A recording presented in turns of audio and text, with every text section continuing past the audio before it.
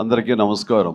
ఒక సినిమా విజయవంతమైతే అది ఎంత మందిలో ఆనందాన్ని నింపుతుందో ఎన్నో సంవత్సరాలుగా చూస్తున్న నాకు అదే మళ్ళీ ఇక్కడ పునరావృతం అయింది. ఈ సంతోషంలో పాలు పంచుకోవడానికి నన్ను ఆహ్వానించి ఇక్కడ రమ్మన్నారు. వాళ్ళు ఇందాక క్రిష్ చెప్పినట్లుగా సినిమా చూసిన వెంటనే దీనికి ఎప్పుడు ఫంక్షన్ పెడతారు, దీని గురించి 4 ముక్కలు మాట్లాడాలని నాకు ఉత్సాహంగా ఉంది అనగానే వరుణ్ చాలా సంతోషపడిపోయి, డాడీ మీరు రావాలి అది ఇది అంటే, ఖచ్చితంగా వస్తాను రా, ఇది ఇలాంటి సెలబ్రేట్ చేసుకోవాలి, ఈ ఆనందం 10 మందితో పంచుకోవాలి. ఇంత పెద్ద విజయాన్ని ఇచ్చేటువంటి ఆడియన్స్కి మనం తల వంచి వాళ్ళకి ధన్యవాదాలు తెలియచేయాలి. ఇది అందరి యొక్క బాధ్యత అంటూ ఆ ఉద్దేశంతో నేను ఇక్కడ రావడం జరిగింది. అండ్ చాలా సంతోషంగా ఉంది. అండ్ ఒక సినిమా హిట్ అయితే ఇక్కడ ఉన్నటువంటి అందరూ టెక్నీషియన్స్, పనిచేసిన వాళ్ళు, నటీనటులు, సాంకేతిక నిపుణులు, ప్రతి ఒక్కడు వాళ్ళ ఆనందం ఓవర్వెల్మింగ్ తోటి వాళ్ళు అయ్యి చూపించే రియాక్షన్స్ చూస్తుంటే ఓ ఇది కదా అని. కానీ ఒక సినిమా హిట్ అయ్యింది అంటే అది ఎంతమందిలో, అంటే దాన్ని కొన్నటువంటి వ్యాపారాత్మకంగా చూసి కొనేటటువంటి బయ్యర్లు కానివ్వండి, ఎగ్జిబిటర్స్ కానీ, వాళ్ళల్లో ఒక బ్యాంకులో అకౌంట్లో డబ్బులు నింపుతుంది. అట్లాగే ఇక్కడ పనిచేసే కార్మికులు కానివ్వండి, కళాకారులు కానివ్వండి, ప్రతి ఒక్కరిలోనూ వాళ్ళకి ఒక సంతృప్తి నింపుతుంది. కింద స్థాయి వాళ్ళకైతే కనుక వాళ్ళకి ఆ రోజున ఆ కుటుంబానికి కడుపు నింపుతుంది. ఇక ప్రొడ్యూసర్లు ఎవరైతే నిర్మించారో వాళ్ళకి ఎంత ఎనలేని సంతోషం నింపుతుంది వాళ్ళ గుండెల్లో. ఈ రోజున ప్రతి ఒక్కళ్ళ గుండెల నిండా ఆనందంతో ఈ కొరియన్ కనకరాజు సక్సెస్ని ఎంజాయ్ చేస్తూ ఈరోజు అందరూ వాళ్ళ అభిప్రాయాల సంతోషాలు మీ ముందు వెళ్ళబుచ్చుకున్నారు. ఈ సినిమా ఒక సక్సెస్ అయ్యి ఇంతమందిలో ఇన్ని రకాలుగా ఆనందం నింపుతుంది అంటే కనుక అది ప్రధానమైన కారణం దర్శకుడు, అలాగే కంటెంట్ అందించిన కథకుడు. వీళ్ళు చాలా చాలా ప్రధానం. వాళ్ళ బాధ్యత అంతా ఇంత కాదు. ఒక సినిమా హిట్ అయితే ఇన్ని వందల మందిలో ప్రత్యక్షంగా, కొన్ని వేల మంది పరోక్షంగా వాళ్ళ యొక్క ఆనందానికి కారణం అవుతారు. కాబట్టి వాళ్ళ యొక్క బాధ్యత అంతా ఇంత కాదు. ఈ రోజున మన మేర్లపాక గాంధీ గారు, ఆయన చిన్నవాడైనా సరే గతంలో సినిమాలు 1-2 సినిమాలు నిర్మించారు. ఎన్ని సినిమాలు చేశారు? ఓకే, మీరు చేసిన 6 డజన్ పైగా సినిమాలు కొన్ని చూడటం జరిగింది, కానీ అన్ని చూడలేకపోయాను. But you have wonderful director. And ఇంత ప్లీజ్ సార్, ప్లీజ్ కూర్చోండి, మీరు కూర్చోండి, లేదు వస్తారండి, ప్లీజ్ కమ్ పైకి.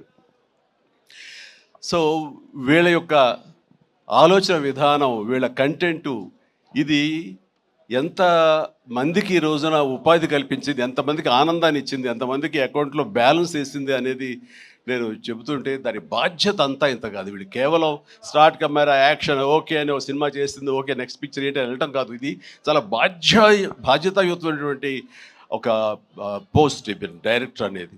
సో ఆ రకంగా పూర్తి స్థాయిలో ఈ సినిమా విజయవంతం అవటం కోసంగా ఎన్ని అడ్డంకులు వచ్చినా సరే, ఎన్ని ఆర్థిక సమస్యలు వచ్చినా సరే, ఎన్ని రకాల వచ్చిన వాటిని అధిగమించి ఒక ఒక కాన్ఫిడెన్స్ తోటి, సినిమా మీద నమ్మకంతో సినిమా విజయం ముందుగానే ఊహించి ఈ స్థాయికి తీసుకురావడానికి కారణమైనటువంటి మేర్లపాక గాంధీ గారిని నేను మనస్ఫూర్తిగా అభినందిస్తున్నాను. ఇలాంటి ఈ ఉత్సాహాన్ని, ఈ యొక్క దీన్ని ఫ్యూల్ లాగా చేసుకుని గుండెల నిండా నింపుకొని మరింత ఉత్సాహంగా మీరు ముందుకు వెళ్ళాలని, మరెన్నో హిట్స్ ఇవ్వాలని, పరిశ్రమ ఆ రకంగా మీరు సేవలు అందివ్వాలి. మీరు అంత అభివృద్ధిలోకి వెళుతూ పై స్థాయికి వెళ్ళేందుకు మీరు అన్ని రకాల కృషి చేయాలి. దానికి మీ కమిట్మెంట్, మీ కష్టపడే తత్వం అండ్ ప్రొడ్యూసర్ పట్ల బాధ్యత, మీ మీద ఆధారపడే ఎంతోమంది పట్ల మీ యొక్క రెస్పాన్సిబిలిటీ, ఇవన్నీ కూడా మీరు మైండ్లో పెట్టుకుని మంచి కంటెంట్లతోటి సినిమాలు తీయాలని మనస్ఫూర్తిగా ఈ సందర్భంగా నేను చేస్తున్నాను. ఇక ఈ సినిమా సక్సెస్ చూస్తుంటే, ఈ సినిమాని చూస్తుంటే మాత్రం చాలాసార్లు డైరెక్టర్ ఒక వైవిధ్యమైనటువంటి కథ అనుకుని దాన్ని తెరకెక్కించడంలో ఒక చిన్న ఎక్స్పెరిమెంట్ చేసి అనుకోవచ్చు. అండ్ హారర్ కామెడీ అనేది చాలా వచ్చినాయి, గతంలో కూడా వచ్చినాయి. కానీ దీంట్లో ఒక ఫ్లేవర్, కొరియన్ ఫ్లేవర్ పెట్టడం అనేది వండర్ఫుల్ థాట్ అది. ఇప్పుడు ప్రతి వాళ్ళు కే పాప్ అని, కే డ్రామా అని, మన కొరియన్ సినిమాలని, వాటి ఒక దీంట్లో మన ఓటీటీలో వాళ్ళందరూ చూస్తూ కొరియన్ పట్ల ఒక రకమైన మక్కువ పెంచుకున్నారు యూత్. అలాంటిది మన సినిమాల్లో మెర్జ్ చేస్తే కనుక ఆ రిజల్ట్ వేరు, ఆ ఇది వేరు అన్ని ఆ థాట్ రావడమే ఇంత పెద్ద సక్సెస్కి, ఇంత పెద్ద బ్లాక్ బస్టర్ అవడానికి ప్రధానమైన కారణం. దానికి మనస్ఫూర్తిగా సభాముఖంగా నేను గాంధీని అభినందిస్తున్నాను. అండ్ ఈ సినిమాలో ఇంత రసవత్తరంగా సాగింది, ఇంత కమర్షియల్గా ఇంతమందిని ఆకట్టుకోగలిగింది అంటే ప్రధానంగా వరుణ్ తేజ్ ఇక్కడ నేను ఏది మాట్లాడిన ఒక బిడ్డగా కాదు, ఒక వైవిధ్యం వెల్కమ్ చేసి కేవలం ఒక సేఫ్ జోన్ కాకుండా రిస్క్ అయితే అయ్యింది, నేను అందరిలాగా కాకుండా వెరైటీగా వెళ్తూ ఉండాలంటూ ఆ కోరిక మేరకు, ఆ యొక్క జిజ్ఞాస మేరకు క్రిస్ గారి ఆయన కంచె నుంచి చేసిన, అంతకుముందు ఆ సినిమా ఫస్ట్ సినిమా ముకుందా చేసిన ఒక్కొక్క సినిమా, అలాగే స్పేస్ నేపథ్యంలో అంతరిక్షం చేసిన, ఇలా ప్రతి సినిమా చూస్తుంటే ఒక్క సినిమాలో కనిపించడం మరో సినిమాలో కనిపించలేదు. ఇప్పుడు మనం అందరూ ఏవి చూసాము, డిఫరెంట్ గెటప్స్ తోటి వెళ్తూ ఆ చేసిన ఆ కొన్ని సినిమాలు కూడా వైవిధ్యం చూపిస్తూ ముందుకు వెళ్తున్నాడు అని అంటే కనుక అతడు ఒక ఆర్టిస్ట్గా నిలబడాలని తప్ప కమర్షియల్గా గబగబా సినిమాలు చేసేసి 4 డబ్బులు చేసేసుకోవాలి, నేను స్టార్గా ఎదిగిపోవాలి అనే ఆ తాపత్రయం కంటే కూడా ఒక నటుడుగా ఆచితూచి అడుగులు వేస్తూ, అలాగే కథ సెలక్షన్లో కూడా అతను అంత కరెక్ట్గా వెళుతున్నాడంటే కనుక అతని ఆలోచన విధానం బాగుంది, అతను ఎంచుకునే జోనర్స్ బాగున్నాయి. వాటి కోసం లేట్ అయినా పర్వాలేదు, అందులో కొన్ని విజయవంతం అవుతాయి, మరికొన్ని అపజయానికి అవ్వచ్చు. కానీ నీ వరకు నువ్వు తీసుకున్న ఆలోచన విధానంలో కానీ, నువ్వు ఎన్నుకున్న క్యారెక్టర్స్ కానీ, అందులో నువ్వు పోర్ట్రే చేసిన విధానం కానీ, నువ్వు అందులో చూపించిన నటన కానీ, నీ వరకు నువ్వు ఎప్పుడూ ఫెయిల్ అవ్వలేదు. ప్రతి సినిమాకు నువ్వు విజయం సాధిస్తూనే ఉన్నావు. ఆ సినిమా కొంచెం వెనకంజ వేసిందంటే ఆ తప్పు నీదవ్వదు. కాబట్టి వరుణ్ ఇదే ధైర్యంతో, ఇదే కాన్ఫిడెన్స్ తోటి ముందుకు వెళుతూ ఉండు. ఒక వెర్సటైల్ యాక్టర్గా నువ్వు ఇక్కడ ఈ స్థానం సుస్థిరం చేసుకుంటావు. All the very best. And ముఖ్యంగా ఇక్కడ ఈ సినిమా సక్సెస్ అవ్వడానికి మీ అందరూ కారణమైనా సరే, జస్ట్ చిన్న పర్సనల్గా మాట్లాడుకుంటాను. అండ్ మా వాడు ఇది తన సక్సెస్ అనుకుంటున్నాడు, ఇది నీ ఖాతాలో వేసుకోవద్దు వరుణ్, ఇది మన బొడ్డోడు వాయు తేజ్ ఖాతాలో వేయి. నీ లక్కీ చామ్ వాడు. చూసావు, ఇందాక అన్నావు 7 సంవత్సరాలు బట్టి సరైన హిట్ ఇవ్వలేకపోయాను అనుకున్నావు సేవా, మీరు ఇప్పుడు ఎందుకు ఇచ్చారంటావు? అది తేడా. కాబట్టి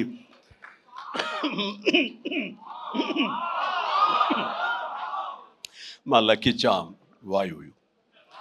అండ్ ఇక నెక్స్ట్ మరొక ఈ సినిమా ఇంత పెద్ద హిట్ అవ్వటానికి మరొక స్ట్రాంగ్ రీజన్ సత్య సినిమాలు వరుసగా చూస్తుంటాను. సత్య ఇక్కడ లేడు పాప, అన్ఫార్చునేట్. రావాలని చాలా ఉత్సాహంగా ఉన్నాడు అని చెప్పాడు మనవాడు, అండ్ బిజీగా ఉన్నాడు. ఓకే, ఇలాంటి ఈవెంట్స్ రాకపోయినా సరే ఇది ఎలాగైనా చూస్తాడు తను, ఈ పాటికే లైవ్ చూసేస్తుంటాడేమో. సత్య నువ్వు చూస్తుంటావు, నాకు తెలుసు, అర్థమైంది. ముందు నీకు షూటింగ్ ఉంది, అక్కడ షార్ట్స్ ఉన్నాయి, తర్వాత చూసుకోవచ్చు, షార్ట్లోకి వెళ్ళు. ఈ సినిమాలో చాలా బాగా చేసావు. ఎంత అంటే ఏంటి తను అని చెప్పేసి నీ కోసం ఈ సినిమా మరొకసారి కూడా చూడాలంత బాగా చేసావు. నువ్వు నాతో పాటు యాక్ట్ చేసినప్పుడు కూడా నేను అబ్జర్వ్ చేస్తుంటే నీకు లిమిటేషన్స్ లేవు నువ్వు. అండ్ ఆ క్యారెక్టర్ పరంగా నువ్వు ఆ హద్దులు లేకుండా నీ మనసుకు ఏది అనిపిస్తే నీకున్నటువంటి ఆ మిమిక్ టాలెంట్ తోటి దీన్ని అల్లుకుంటూ వెళ్ళిపోతుంటావు, కొత్తగా చేయడానికి ప్రయత్నం చేస్తుంటావు. అది నీ బలం. కాబట్టి ఎలాంటి ఇన్హిబిషన్స్ లేకుండా నువ్వు చేసే విధానం ఉంది, అది ఒక వైవిధ్యంగా ఉంటుంది. ఇంతమంది చేత అలరించబడుతుంది, ఇంతమంది చేత ఆకర్షించబడుతుంది. వాళ్ళందరూ ఆశీస్సుతోటి ఇదిగో ఇలాంటి విజయాలు నీ యొక్క ఖాతాలో చేరుతూ ఉంటాయి.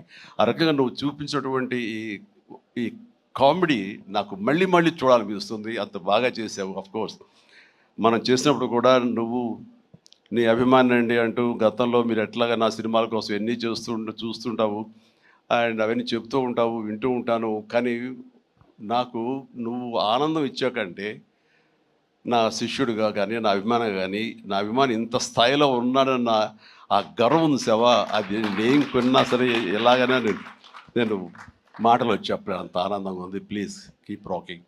మీరు ఇట్లా ముందుకు వెళ్తుండాలి, కానీ సినిమాలో మరెన్నో చేస్తుండాలి.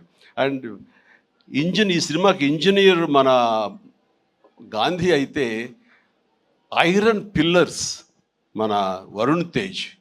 ఈ ఐరన్ పిల్లర్ నిలబడి ఒక కన్స్ట్రక్టివ్గా ఒక కన్స్ట్రక్షన్ ఉండాలి అంటే కనుక ఆ కాంక్రీట్ ఈ రోజున సత్యాన్ని నా విశ్వాసం, నాకు అలా అనిపిస్తుంది.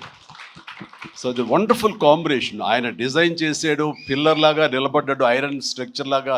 ఆ ఐరన్ స్ట్రక్చర్కి అందంగా ఓ రూపం కల్పించి ఇదిగో ఈ కనకరాజు, కొరియన్ కనకరాజు అనేందుకు కాంక్రీట్ లాగా నిలబెట్టి స్ట్రాంగ్ వాల్ లాగా చేయగలిగాడు. దానికి సత్య ప్రధానమైన కారణం. అయితే దానికి మరి వాల్కి రంగులు అందాలు కావాలి కాబట్టి ఆ అందాలు అది ఇచ్చింది Ritika. Ritika, you day fantastic job. And నీ గ్లామరు అది చూస్తుంటే వావ్ అనిపించింది నాకు. ఆ వావ్ ఇక్కడ వాడాలంటే మీరు ఇందాక నుంచి హింట్ ఇస్తారంట. తను నిజంగానే వావ్ చాలా బాగుంది. అది కొరియన్ దీంట్లోని హుషారు కానీ ఇవన్నీ ఎక్సలెంట్ అమ్మా. తర్వాత ఇక మన ఇతర ఆర్టిస్టులు పోలిస్తే కనుక నాకు మన ఇక్కడ దాకా ఉన్నారా, వెళ్ళిపోయారు ఆయన, మురళీధరన్ గౌడ్ గారు. ఓకే, ఆయన ఎక్సలెంట్. ఆయన కూడా మంచి ఆర్టిస్ట్. ఆయన సినిమాలు చూస్తుంటాం, ఎంత సహజంగా చేస్తుంటారో వారు కూడా ఇందులో కామెడీకి ఉపయోగపడ్డారు. అండ్ ఈ సినిమా విలేజ్ నుంచి ఇక్కడి నుంచి ఇండియా నుంచి ఫారిన్ వెళ్ళిన తర్వాత చూస్తుంటే ఒక కొరియన్ ఫిల్మ్ చూసినట్లే ఉంది. అంత బాగా ఉంది. దీనికి చాలా ఖర్చు ఉంటుంది కదా అనుకున్న తర్వాత నేను ఎంక్వైరీ చేస్తే చాలా బడ్జెట్, చాలా లిమిట్ తోటి, బడ్జెట్ కన్స్ట్రైన్ తోటి, వాటితోటి కూడా ఆయన అది చేయగలిగి ఆ ఫీలింగ్ ఇవ్వగలిగాడంటే నాకు చాలామంది ఈ ఒక్క విషయంలో మనం నేర్చుకోవాలి. అంటే ఖర్చు పెడితే అనేది కనపడుతుంది తెర మీద అనే భావంతో కాదు, నువ్వు ఇక్కడ అనుకోవాలి, నీ మైండ్లో అనుకోవాలి. ఈ విజువల్స్ మీద నీకు ఉండాలి, ఎడిటింగ్ సెన్స్ ఉండగలగాలి. డైరెక్టర్కి ఉండగలిగితే కనుక ఇలా రావాలి అంటే ఏమేం చేయాలని నువ్వు ఎక్సర్సైజ్ చేసుకుంటే కనుక అండ్ అవి ఇక్కడే సాధ్యపడుతుంది. ఈ రోజునటువంటి ఈ విఎఫ్ఎక్స్లో కానివ్వండి, మనకున్న టెక్నికల్ ఎక్సెస్తో కానివ్వండి, మనకి ఇచ్చిన ఆర్ట్ వాళ్ళ సపోర్ట్తో కానివ్వండి, చాలా చేయొచ్చు. కాస్ట్ ఎఫెక్టివ్ తోటి చాలా బాగా చేయొచ్చు. ఈ సినిమా అందరూ ఊహించడం అంత రిచ్ సినిమాగా ఉంది కదా, కొరియా వెళ్ళిపోయి చేస్తారంటే అది అంత అవ్వాల్సినంత ఖర్చు అవ్వకుండా లిమిట్లో చేయగలిగాడంటే తన ప్లానింగ్, తన భయం, భక్తి, ప్రొడ్యూసర్లు బతకాలి, మనతో పాటు ప్రొడ్యూసర్లు 4 డబ్బులు చేసుకోవాలి, అంతేగాని ప్రొడ్యూసర్ని నలిపేసేసి వాళ్ళు స్క్వీజ్ చేసేసి సినిమాలు చూపించి తద్వారా తన పేరు తను కనిపించాలనే ప్రయత్నం చేయకుండా ఆ రకంగా తను ఈ సినిమాని చేశాడు. ఇది ఒక బెస్ట్ ఎగ్జాంపుల్గా నేను అనుకుంటున్నాను. As for as the director is concern, film making is concern. And days కూడా తక్కువలో చేయగలిగారు. మీరు ఫస్ట్ సక్సెస్, ఇప్పుడు ఈ సినిమా హిట్ అయిన తర్వాత ప్రేక్షకులకు వెళ్ళిన తర్వాత వాళ్ళు అందించిన విజయాన్ని మన విజయంగా కాదు, బిఫోర్ రిలీజ్ ఇట్ సెల్ఫ్ మీరు సక్సెస్ సాధించారు. దీన్ని బడ్జెట్ పరంగా అయితే కానీ లిమిటెడ్ టైంతో మీరు చేయటం కానీ దానికి నిజంగా మనస్ఫూర్తిగా అభినందిస్తారు. అండ్ ప్రతి వాళ్ళు ఇలాగే ఆలోచిస్తే కనుక నిజంగా సినిమా సక్సెస్ తగ్గిపోతున్నాయనే దీంట్లో ప్రతి వాళ్ళు కూడా నువ్వు ఇది నేర్చుకోవాల్సినటువంటిది, అమలు చేసుకోవాల్సిన విషయం. ఈ సంవత్సరం నిజంగా ఫస్ట్ హాఫ్ చూసిన తర్వాత బిగినింగ్ ఫిలిమ్స్ మంచి హిట్లు అయినాయి, బాగున్నాయి. కానీ ఆ తర్వాత మళ్ళీ ఈ జూన్ జూలై వరకు సినిమాలు ఏది పెద్దగా హిట్ అవ్వడం చూస్తుంటే సెకండ్ హాఫ్ ఎలా ఉంటుందో అనుకున్నావు. ఈ ద్వితీయార్థంలో బెస్ట్ పెద్ద సినిమా హిట్ అవడంతో ఫాలోడ్ బై మా ఇంటి బంగారం, అలాగే లెనిన్, ఆ తర్వాత చెన్నై లవ్ స్టోరీ, ఇట్లా ఇదిగో ఇప్పుడు ఈ కొరియన్ కనకరాజు. అంటే ఈసారి వండర్ఫుల్ ఆడియన్స్ రారు, వాళ్ళకి ఓటీటీలకి ఫిక్స్ అయిపోయారు. పెద్ద సినిమాలకి, ఈవెంట్ ఫిలిమ్స్కి, అలాంటి వాటికి తప్ప మామూలుగా థియేటర్కి వచ్చి చూసే పరిస్థితి పోయింది.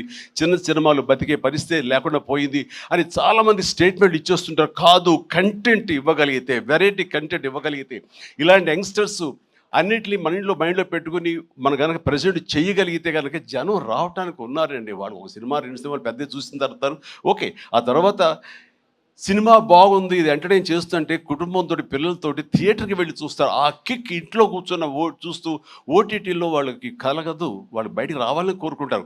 వాళ్ళు బయటకు వచ్చి థియేటర్లో సినిమాలు చూసే రేంజ్కి మనం ఏమి ఇస్తున్నాం, వాళ్ళకి ఏం ప్రజెంట్ చేస్తున్నాం అని మనం ఆలోచించగలిగితే కనుక దానికి భయపడాల్సిన అవసరం లేదు. ఇదిగో ఈ సంవత్సరంలో వరుస సినిమాలు వస్తూనే ఉన్నాయి. పెద్ద సినిమా, చిన్న సినిమా, దాని బడ్జెట్ అంతా, అది ఈవెంట్ ఫిల్మా లేకపోతే అనే కాదు, ఒక ప్రేక్షకుల్ని అలరించాలి, హెల్తీ ఫిల్మ్స్ తీయగలగాలి. అందులో ఈ సినిమా ఈ మా హిట్ అనేది మీరు నమోదు చేసుకోవడం, మీ ఖాతాలో వేసుకోవడం అనేది రియలీ అది డిజర్వ్ ఇట్. అండ్ ఈ సినిమాకి పనిచేసినటువంటి ఇతర నటీనటులకు, అలాగే మన కెమెరామెన్గా చెప్పారు సంజయ్, మనోజ్ గారు, అండ్ సాయి మనోజ్ మీ గురించి వినాలి, మీరు అమెరికాలో ఉండేవారని. And please and all the very best. And అలాగే ఎడిటర్ గారికి, వాళ్ళకి ఇంక వీళ్ళందరికీ చెప్తుంటే మా తమ్మని ఏంటి అన్నయ్య నా గురించి అక్కడ నా హృదయానికి దగ్గరైన మనిషి. అండ్ అలాంటి తమ లెక్క తమ్మని మనకి కష్టం కూర్చోవచ్చు. Please, I love you my boy, I love you.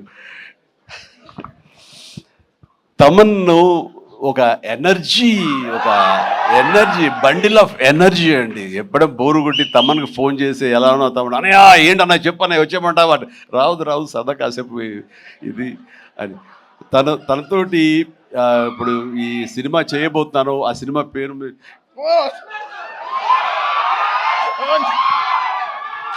చెప్పండి, చాలా హోల్డ్ చేసుకుంటున్నాను.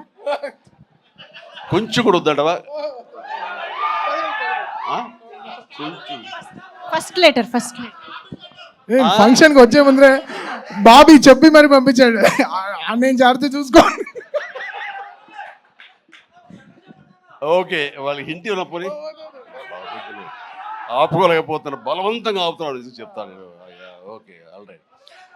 అండ్ ఇందాక డైరెక్టర్ గారు అన్నట్లుగా మేము ఒక బొమ్మను తయారు చేసావు, దానికి ప్రాణం పోసావు నువ్వు అని. నిజంగా ప్రాణ ప్రతిష్ఠ చేసేటటువంటి అద్భుతమైనటువంటి ఒక టెక్నీషియన్ మనం తమన్.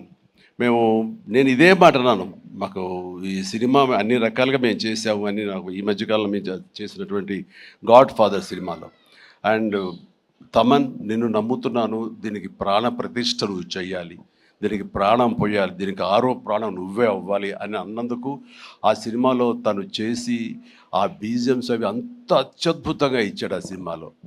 అండ్ దానికి ఇప్పుడు మళ్ళీ ఈ సినిమా మన రాబోయే కొత్త సినిమా 158 అలాగే అంతా కష్టపడి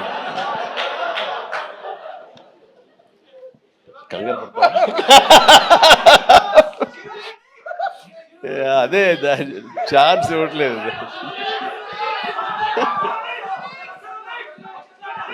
దానికి ఇప్పుడు టీజర్ రాబోతుంది నా బర్త్డే సందర్భంగా. దానికి ఇది ఆపలేవు నువ్వు, ఇంకా ఏమి చెప్పకుండా అంటే కష్టం అవుతుంది, ఇంకా చిరాకు తెప్పిస్తారు ఎంత. సో దా టీజర్ అనేది కొల్లి బాబీ చాలా అద్భుతంగా కట్ చేసినాడు. దానికి తను ఇస్తున్న బీజిఎమ్స్ అనేది అదొక లెవెల్లో ఉంటుంది. ఖచ్చితంగా మీరు ఆ రోజున మీరు వెయిట్ చేయండి, ఆ సినిమా ఆ ట్రైలర్ ఎంజాయ్ చేస్తూ తద్వారా మీరు బాగుంది అంటే అదే మీరు నాకు ఇచ్చే బర్త్డే విషెస్. తమన్ మనస్ఫూర్తిగా ఈ సినిమాలో నీ వర్క్ గురించి ప్రత్యేకంగా చెప్పక్కర్లేదు, అత్యద్భుతంగా చేసావు, ప్రతిదీ బాగుంది.